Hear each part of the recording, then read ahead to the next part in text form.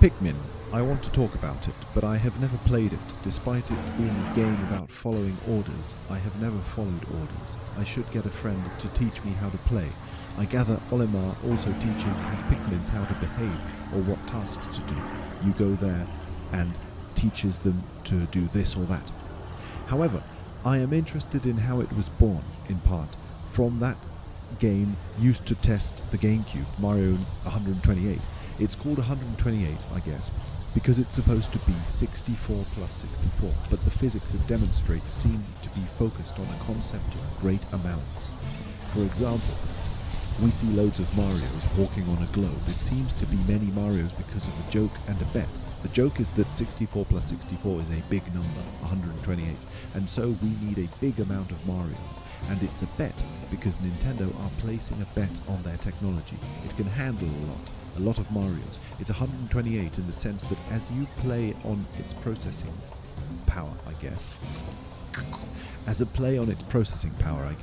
despite it not having physically 128 CPU, it seems to mean that it is a CPU that is double the size of 64, even if this isn't the case. It's like a bet on their technology.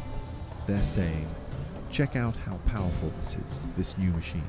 It can display loads of characters on screen.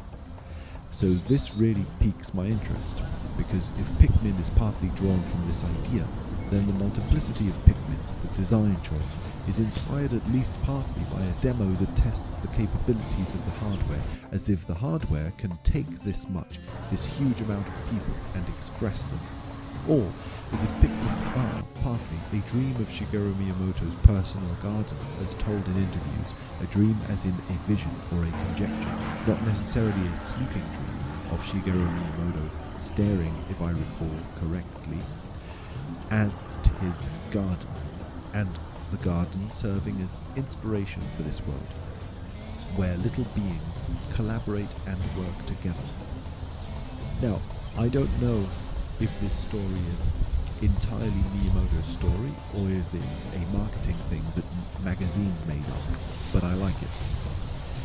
It's sort of fun to think that a hardware tech demo, the most hardware thing in the world, sits side by side with the dream of entering into a garden, as if the small size of the Pikmins allowed the garden to become this big, great setting, a world. Pikmin in a way makes me think of collaboration not in the sense of people, but the physical world itself, including people, so the way water collaborates with the earth to make a river.